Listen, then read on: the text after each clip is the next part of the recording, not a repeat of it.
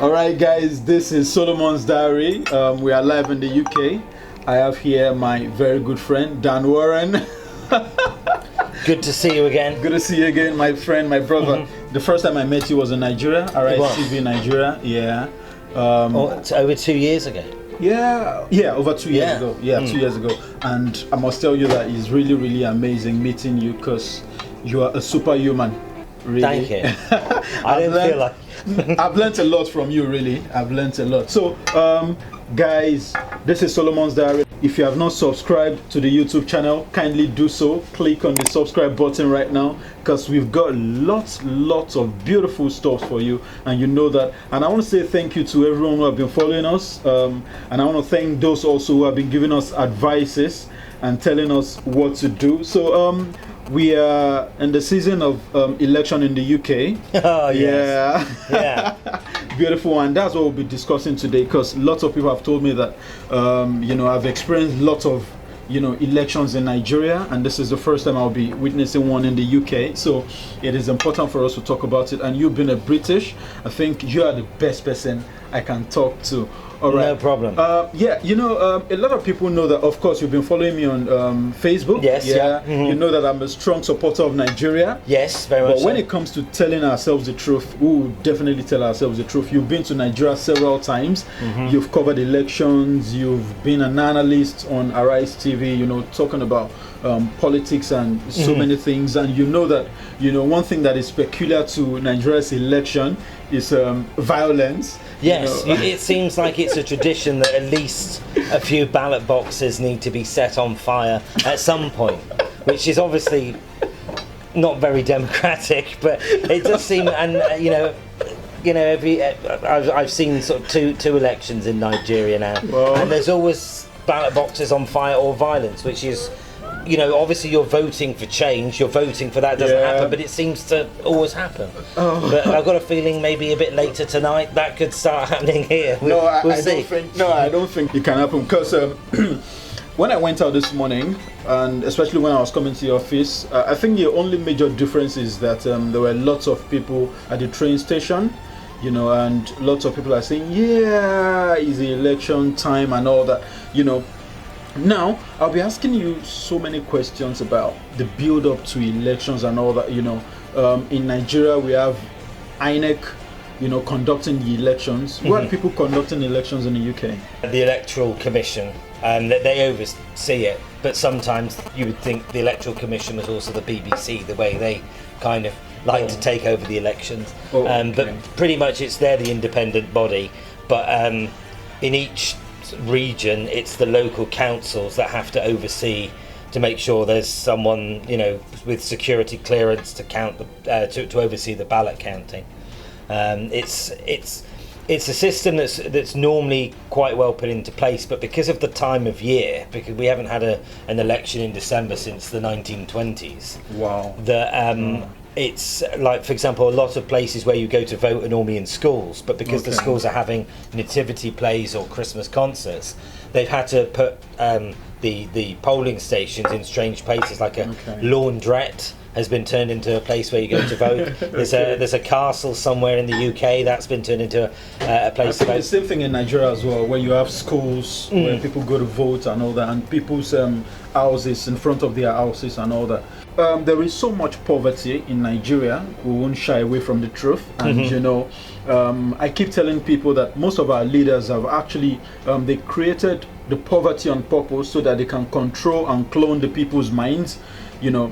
Once they know that people are poor during election period when people are campaigning, they give out rice, they give out stipends to people, and someone that has not eaten, once you offer the person money, the person want to vote for you. You're buying votes. You're buying votes, you're buying the people. But here, the reverse is the case. I've seen lots of clips, I've edited lots of clips where Boris Johnson will just knock on people's doors, just talk to them, they're happy and all that, I gotta admit, I was actually having a conversation yesterday because, yesterday he started the day and he was delivering milk to people at their house, and then he was icing some donuts and things, and you're thinking, does that really make people want to vote for him? I mean, we've kind of moved I saw on that from, too. you know, he's thinking, what? But the man can ice a donut. I'll vote for him. I don't quite understand it, but it's interesting you say about buying votes, because at the moment I think this has probably been the biggest election in my lifetime, where normally people say, oh, there's no point voting because they're all the same. Whereas this year there's actually a very stark contrast between the two.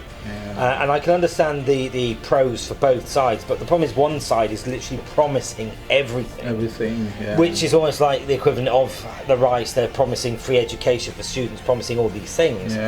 But basically the only way that can be paid is either borrowing lots of money, which means someone eventually's got to pay it off, or people end up having to pay more taxes. And this is where this aggression is. The youth, obviously, they don't want to pay for their university education. So that is why we're being told today that the turnout is probably one of the highest turnouts we have seen for any election in recent memory. What would an average British person think about this election? I think that they would feel that they've actually got a choice, because before, when it was, for example, Theresa May, or even in fairness, the last election, 2017, Theresa May and Jeremy Corbyn, there was a choice, but it wasn't a good choice. I've got to admit, it's probably the same this time round. But like before then, it was David Cameron, Ed Miliband. They're pretty much the same. The two parties were just a little bit different, whereas now they're so far apart. So people probably think, great, we've got a choice. But the problem is there's so much angst. And that is driven by social media, and Mark Zuckerberg, you know, he wants to leave a legacy, and one of his legacies was how he has absolutely screwed up society, because basically people can't even have a discussion and disagree on you know, suddenly it's hate messages to, you know, using expletives, and there's just no need for it. At the end of the day, we all have to live in this same country, and the fact is, it doesn't matter who wins in the morning. You know, the country is going to be divided, and I just hope there's a lot of people that just think, okay, my guy didn't win, but we should accept the result, let's get on with it.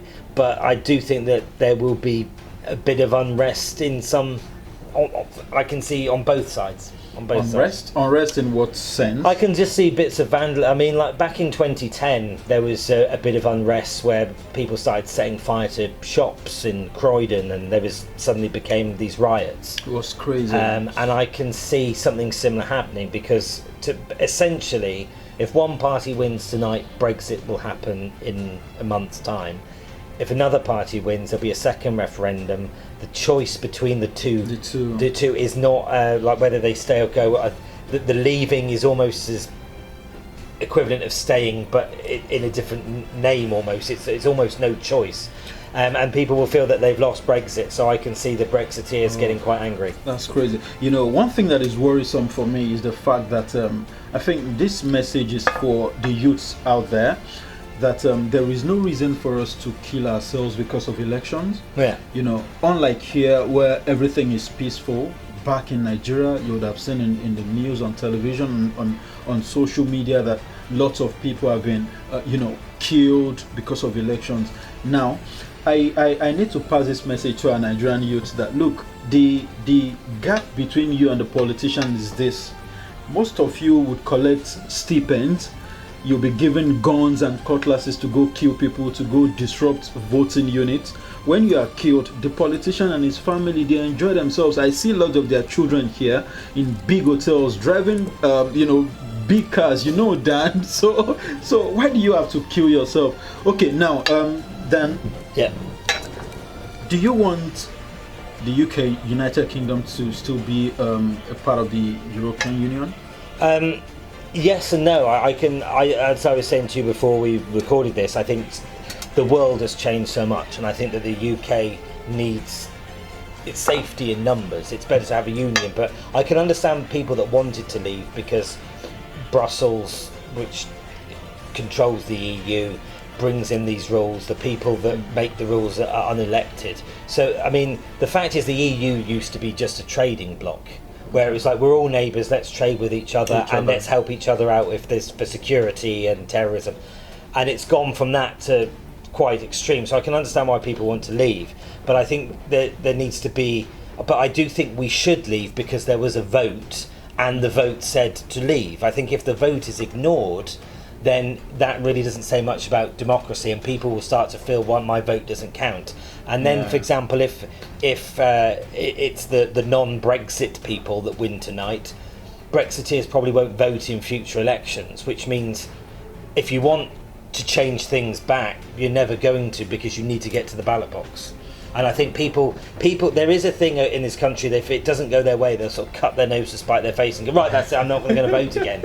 And it's like, for example, what I admire about the United States is a lot of people didn't vote for Trump, they voted for Hillary Clinton. Yeah. But when Trump won, they kind of, not happy about it, but they suddenly joined the Democrat Party, they got involved politically, they started doing fundraisers to generate revenue for the party, and they go out and actively campaign, and that's the best thing, because they know they've got 4 years and they'll have a crack at getting rid of him next year. But rather than violence, rather than start slagging each other off, they just think, okay, this has happened, because they seem to be the Americans, I don't know what they're so patriotic over their democracy, and like, for example, the UK is supposed to be one of the oldest and grandest democracies, but it seems to be getting trashed, because, as I said, basically the reason why we're having an election is the people voted. The people voted a different way to what Parliament wanted, and Parliament couldn't move on to a gridlock, and the chances are